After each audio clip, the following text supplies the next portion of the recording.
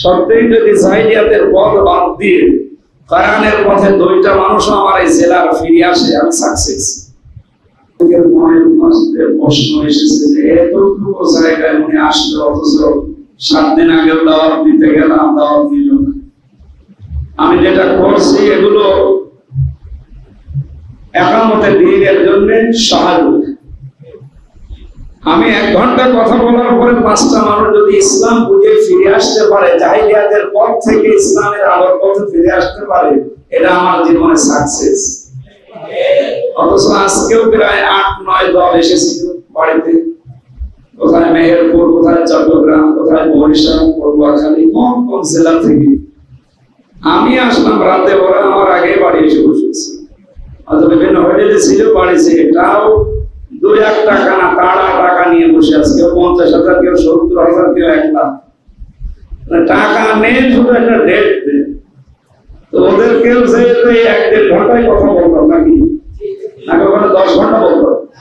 আমি তো কথা বলে এখন সর্বোচ্চ 1 ঘন্টা 15 মিনিট, খুব বেশি হলে 1 ঘন্টা 20 মিনিট, এর উপরে আমি আর যাই না, কারণ আমার কণ্ঠ করে না, শরীর আর সাপোর্ট করছে।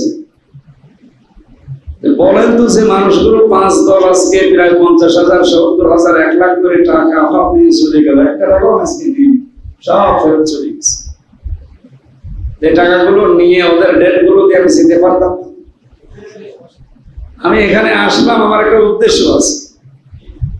ওখানে যেটা হয়তো 20,000, 50,000 মানুষ হতো। তো এইভাবে কথা বলে ওই কথাগুলো বোঝানো সম্ভব হতো না। হ্যাঁ, কথা বলতাম যে মানুষগুলো এখানে আছে, ডান পাশে কিরমান কাদিন বসে থাকে, বাম পাশে নাম নাই বলতো, এখানেও আছে, কিন্তু অত শক্ত মাথা।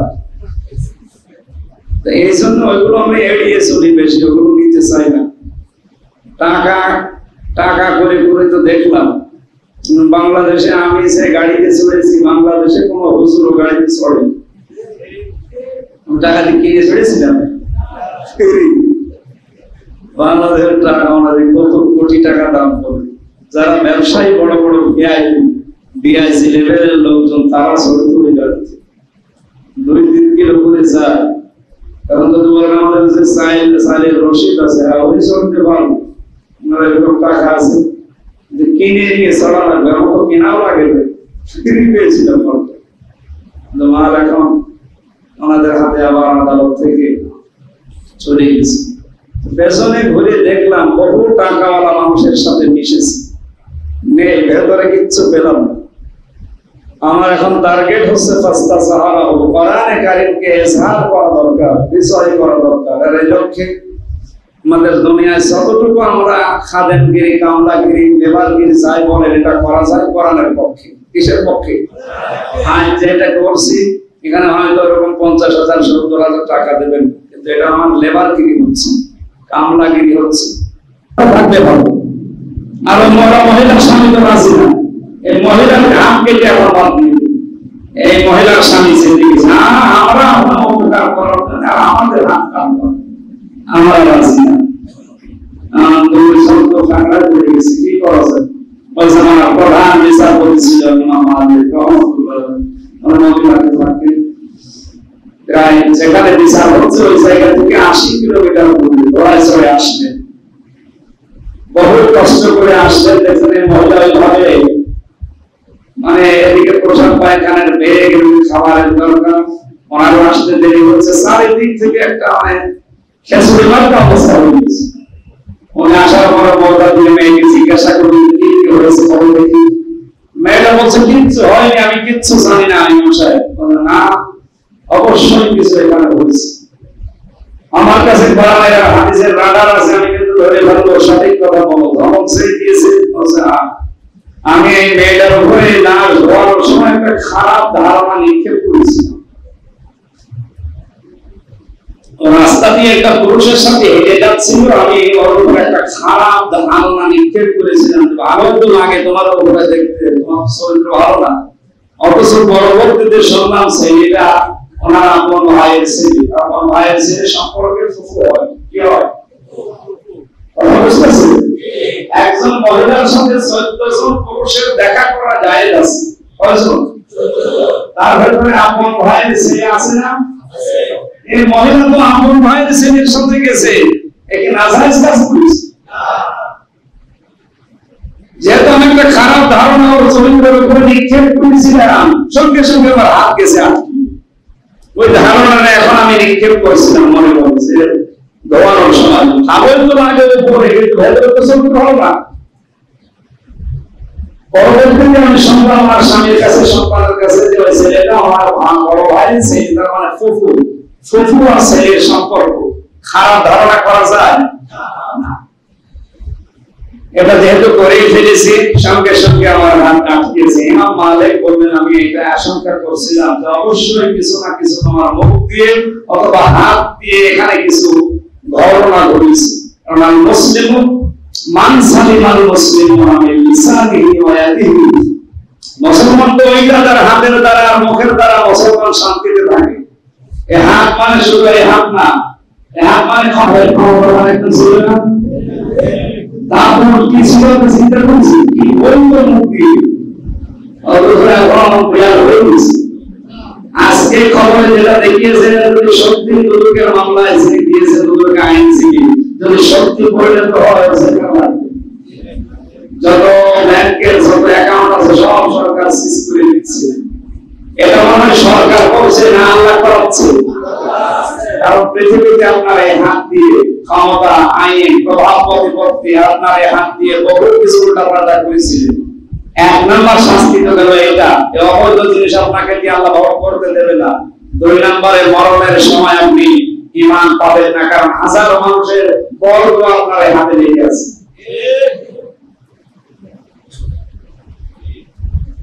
কয়েকদিন আগে আরেকটা উদাহরণ সিনাইটা গেছে, আমি নাম দিলাম, বাস্তবতায় দুটো মনে করছেন হজরত মহাসব বানিয়ে বলছি। কোরআনের আয়াতের সাথে আমরা দেখি সব খাপের খাপ অন্তরের ভাব নিয়ে যাচ্ছে। তখন আমাদের উপায় করে না, আমাদের জীবনের ইমাম মালিক রাহমাতুল্লাহ আলাইহি মেয়েটাকে ডাকিয়ে বললেন, তুমি যেহেতু এই হাত না মুখ দিয়ে একটা কথা নিক্ষেপ করেছিলে মুসলমান মেয়েটার উপরে, কোরআনে কারিম জানিয়েছে মানুষের অপরাধ করবে এটার উপরে জিনার তহমত নিক্ষেপ করে, জিনার তহমত দেয়, জালিসার তহমত দেয়। যদি চারজন সাক্ষী জোগাড় করতে না পারে, তাহলে দুইটা শাস্তি তার দুনিয়ায় হবে। والذين يرمون المحصنات ثم لم يأتوا بأربعة شهداء فاجلدوهم 80 جلدة ولا تقبلوا لهم شهادة أبدا। দুইটা শাস্তির কথা আল্লাহ দিয়েছে। নিরপরাধ কোন মানুষের উপরে, কোন মেয়ের উপরে তহমত দেন জিনা বিচারে, যদি সাক্ষী জোগাড় করে প্রমাণ করতে না পারে, কয়টা শাস্তি হবে আপনার? একটা, প্রথম 80টা বেত মারা লাগবে আপনাকে চামড়ার চাবুক দিয়ে। দুই নম্বরে জীবনে কোনদিন আপনার সাক্ষী আর আদালতে গ্রহণ করা হবে না। আমার তো মনে হয় আয়াতটা যদি 53 বছর আগে সংসদে কায়েম হয়ে যেত, বাংলাদেশের এখন 1,70,000-এর উপরে মামলা, এই 1.5 লাখ মামলা এমনি খাইছি, সব মিথ্যা সাক্ষীর উপরে টিকে আছে।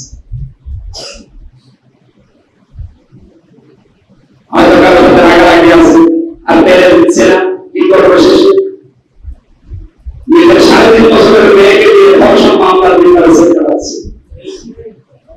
এটা বানাবো আমার সামনে বলেছিলেন, 3.5 বছরের একটা মেয়েকে দিয়ে 60 বছর কিচ্ছু জানে না বিষয়টা, অত সরকার আগে আছে তার সাথে পেরে দিচ্ছে না ওই বিষয়ে। মেয়ের দিয়ে ধর্ষণ মামলা দিয়ে তারা 7 বছর ছেড়ে দিচ্ছে, এখনো ছেড়ে আছে। সমান ভাইরা, আমরা যদি আজ মিথ্যা সাক্ষ্যটা, মিথ্যা তহমতটা বন্ধ করে দিতে পারতাম, মহিলাকে ডাক দিয়ে বলছে সেই তো সাক্ষী তোমার নেই, আর তুমি প্রমাণ করতে পারবে না, প্রথম শাস্তি তোমার 80টা বেত মারা হবে। সন্তানকে ডাক দাও, 80টা বেত মারা হয়ে গেছে। কয়টা বলেন? আর খুলছে না। জল্লাদ ডাক দিয়ে বলছে, ইমাম সাহেব আপনি মনে হয় রায় ভুল দিয়েছেন। ইমাম মালিক বলেন, না আমি রায় দিয়েছি কোরআনে কারিম দিয়ে, আতাম্মাত কালিমাতু রাব্বিকা সিদকান ওয়া আদলা লা মুবাদদিলা লিকালিমাতি ওয়া সামিউল আলিম। সূরা নাম 8 নাম্বার পারা, 15 নাম্বার পৃষ্ঠা, 10 নাম্বার লাইন 115 পড়া। এটা কাছে আছে। আল্লাহ পাক বলেন আমার কালাম পুরাটা সত্য। পুরাটা কি? 2 নম্বরে ইনসাফ দিয়ে পরিপূর্ণ করা, ন্যায় ইনসাফ দিয়ে। 3 নম্বরে কিয়ামত পর্যন্ত আমার কোরআনের কোন কথা রদ বদল হবে না। তা আমি তো রায় কোরআন দিয়ে দিয়েছি, এটা তো পাল্টানোর কথা না। বেদ বাকি আছে কয়টা? একটা। সাল্লাল্লাহু বিসমিল্লাহ বলে আরম্ভ করো। বলছিলাম তো বিসমিল্লাহ বলে শুরু করেছি। আবার শেষে একবার বললেন বিসমিল্লাহির রহমানির রহিম বলে শেষের নামাজ আছে হাত চট করে তুলে দিয়েছি। এই ঘটনা থেকে আমি যেটা উপলব্ধি করি, শিক্ষা নিতে চাই বা জাতিকে দিতে চাই, যদি সত্যি আমরা এইভাবে আজ পাপের বোঝাগুলো দেখতে পারতাম যে বহন করে নিয়ে বেড়াচ্ছি, হাত কোন জায়গায় আটকে গেছে। আজ আদালতে যেই দেখতেন বিভিন্ন দেওয়ালে অনেকে হাত আটকে আছে, একবার বোঝা মিথ্যা সাক্ষীর সরাসরি চলছে। আদালতে পর্যন্ত আমি জেল থেকে বের হচ্ছি 3 বছর পর। আমি তো বিশ্ব সারা দায়িত্বে আছে, সারা হয়তো টাকা চাই। এক জায়গায় আসার পরে আমার গাড়ি, আমি আসলাম আমার সাথে আমার বছর একেবারে কিছু বলবেন না, কি করবো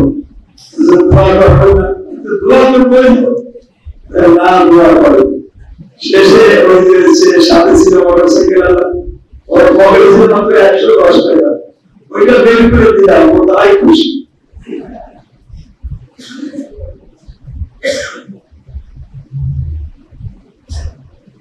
আমাদের মিথ্যা সাক্ষ্যটা বন্ধ করা দরকার। মানুষের সাথে হাসি মুখে কথা বলার এই শব্দটা যদিও ছোট, এটার যে ওজন কত বেশি, এটা যদি বাস্তবে আমরা কায়েম করতে পারতাম, আমাদের পরিবেশটাই পাল্টে যেত।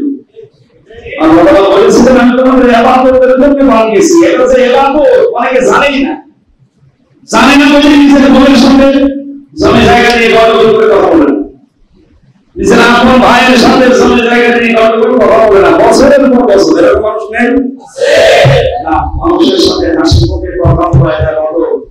আমরা ইবাদত থেকে আরম্ভ করব। আমাদের পুরো জীবনটা আমরা 9 ভাগে ভাগ করতে পারি। কয় ভাগ? এই ব্যক্তিগত জীবন থেকে শুরু করে একেবারে আন্তর্জাতিক জীবন পর্যন্ত এখানে 9টা ভাগ করে আছে। আল্লাহ যে আমাদেরকে ইবাদতের জন্য বানিয়েছে, আমরা যদি সত্যি ইবাদত করে জীবনের পরতে পরতে এভাবে যদি ইবাদত সাজাতে পারি, মহা আল্লাহর যে ওয়াদা ছিল আমাদেরকে তার বানানো যে বাগান জান্নাত, এখানে প্রবেশ করবেন ইবাদতের বিনিময়ে। ইয়া আইয়ুহান্না ইয়া আইয়ুহা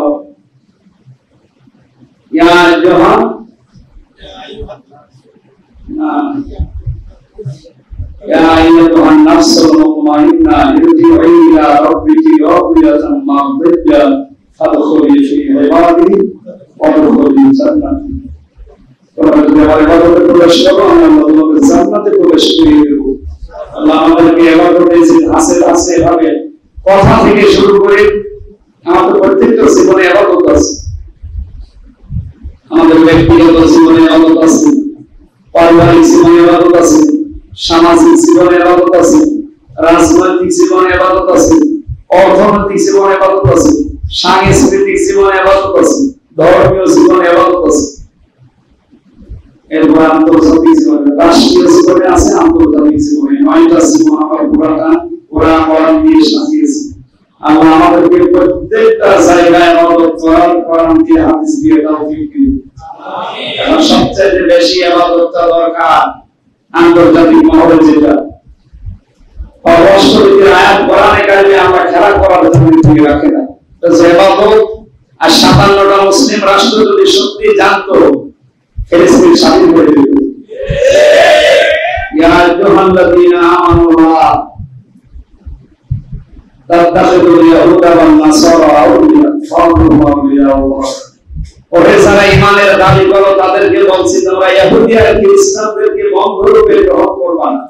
ওদেরকে একেবারে বন্ধু করা যাবে না, বন্ধুর কোনো আচরণ করা যাবে না, তা না।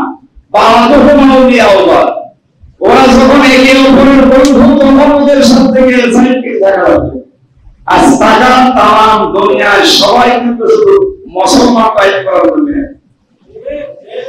আমেরিকা এত কিছু বলে, অথচ ইহুদিরা যা করছে ওদের বিরুদ্ধে কোনো কথা এদের মুখে নেই। গত 3-4 দিন আগে চট্টগ্রামের সাথে প্রধানমন্ত্রী মিটিং ছিল, আপনারা আমার শেষ কথা শুনেছেন? আমরা তো দুনিয়ার খবর রাখি না, আমরা আছি আখিরাত।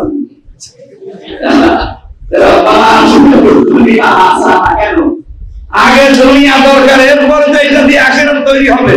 আপনি দুনিয়ার খবরই রাখলেন না, দুনিয়ার ইবাদতের জায়গায় আপনার নেই, যেখানে ইবাদত করবেন ওইটাও দখল করবেন। ইবাদত করবেন কোথায়? ওনার আশঙ্কা ছিল এটা। শেষ করে আমার 5টা পয়েন্ট ছিল, আমি সব মন দিয়ে শুনেছিলাম, যদিও মিটিংটা গোপনে করেছি।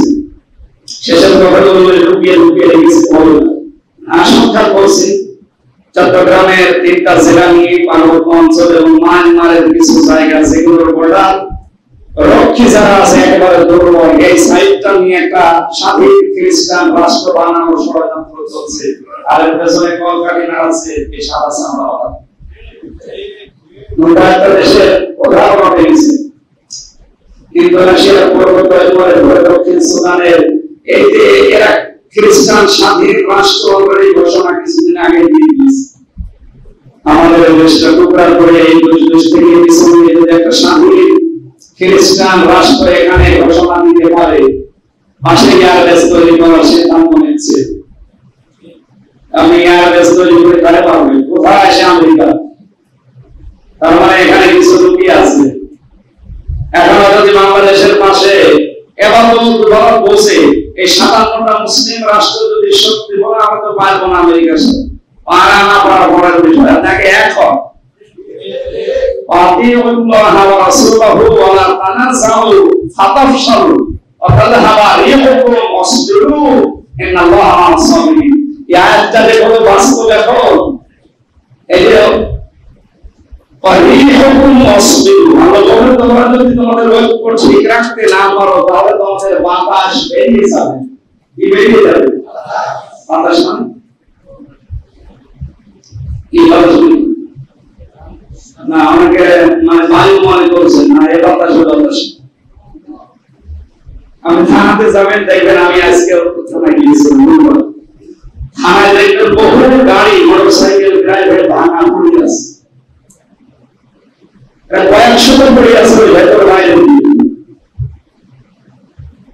এগুলো পড়ে আছে, তার সর্বোচ্চ কারণ দেখবেন নিচের দিকে তাকিয়ে অধিকাংশ টায়ারে কি বলেন এগুলো হাওয়া নেই পড়ে আছে, দেখতেও মনে হচ্ছে যে দুর্বল।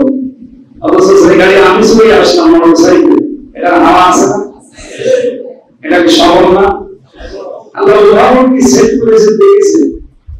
আর এরকম অসুবিধা তোমরা যদি নিজেদের ভেতরে ঝগড়া মারামারি এগুলো বন্ধ করতে না পারো, এখনো দেশ হয়ে যাচ্ছে টুকরা টুকরা, স্বাধীন খ্রিস্টান রাষ্ট্র ঘোষণা আসতেছে, ওরা শেষ পর্যন্ত দেখবেন গণভোট চালু করি। কারণ 228টা রাষ্ট্র দুনিয়া, ছয়টা, আমরা মুসলমান রাষ্ট্র মাত্র 57টা, আর বাকিগুলো সব ওরা। যেহেতু সব ওরা এক, শেষে গণভোটের মাধ্যমে এখানে দক্ষিণ সুদানের উপরে একটা ঘোষণা দিয়ে দেবে যেটা খ্রিস্টান স্বাধীন রাষ্ট্র।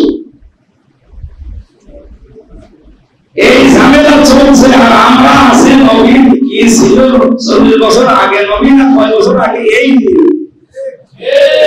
কয়েকদিন বলতে এই কথা বলাও জায়গা তো থাকবে না, তো সে চিন্তা আছে।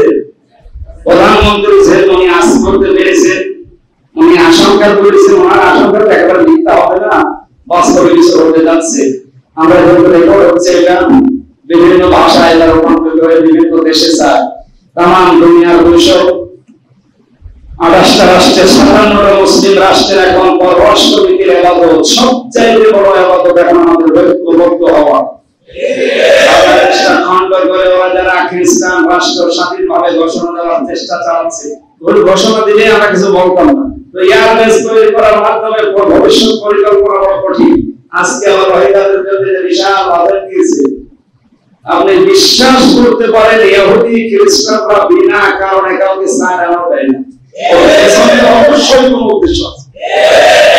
10 লক্ষ মানুষকে ওরা ওদের নিজের দেশে ফিরিয়ে দেওয়ার কোনো চিন্তা ভাবনা এখনো পর্যন্ত দিচ্ছে না, শুধু মাল পাঠাচ্ছে, খাও, এখানে সন্তান জন্ম। আমি 2-3 দিন আগে ছিলাম এই লাইনে, এই যে ছেলেটা আমি ছিলাম মুখিয়া সব ওই জায়গায় ঘুরে দেখলাম, কিছু কিছু মানুষকে ধরে বুক করে ওর ভেতরে নিয়ে সিটি পাবে 10 লাখ 15 লাখ টাকা আপনার কাছে মুক্তি পৌঁছায়। ওটা ভয়ঙ্কর হয়ে উঠতেছে এই মানুষগুলো। আমরাও হতাম, যদি আমরা এরকম পরদেশী হয়ে যেতাম আমরাও হয়ে যেতাম। এই জন্য আমরা প্রধানমন্ত্রীর আশঙ্কা যেটা করেছে, যেটা ভয় পাচ্ছে, এটা যেন সামনে না হয়।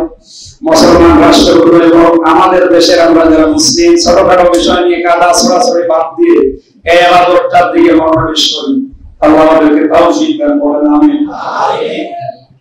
এই আবাদত এখন 9টা করে বলতে গেলে এরপরে মা উরিদ মিনহুম বিরিজকি, এই রিজকিনের ভেতরে 27টা বিষয় আছে। আমা উরিদ ইলমুন, এই তমামের ভেতরে আছে 7টা। 27 আর 7 কয়টা হয়? 34টা বিষয় আমি নোট করেছি, আমার যদি এই বিষয়ে সাবজেক্ট তৈরি করা আছে। এত কথা এক একটি আয়াতে আল্লাহ বলেছে। আমরা তাফসীর করতে গেলে ঘন্টা পর ঘন্টা সময় শেষ করতে পারি, আর মানুষ এসে বলে সময় পায় অনেক বাবা আঁকায় সামনে নিলে আমার তো জীবন শেষ হয়ে যাবে, কথা শেষ হবে। কোন পাগল ছাগল আসে? আমাদের যত সময় আপনারা বেঁধে দিয়েছেন আমার 7:30 পর্যন্ত আসা হবে এখন, আর 4-5 দিন হয়ে গেল, 8-9 দিন গলাটা গেছে আসলে বসে কথা বলতে একটু কষ্ট হয়ে যাচ্ছে। আমরা এখন 14-15 বা 20 দিন সময় আছে সামনে। আমি ফারুকি ভাইয়ের ওখানে যদি আসি ইনশাআল্লাহ জবান ছেড়ে মন খুলে কথা বলবো 12টা পয়েন্টের উপরে ইনশাআল্লাহ। আমি আজকে আচ্ছা পড়া শেষ করতে পারবো না, আল্লাহ ইবাদতকে কোরআন এবং হাদিস অনুযায়ী করার তৌফিক আমাদের দান করুন, আমিন। বারাকাল্লাহু লানা ওয়া লাকুম।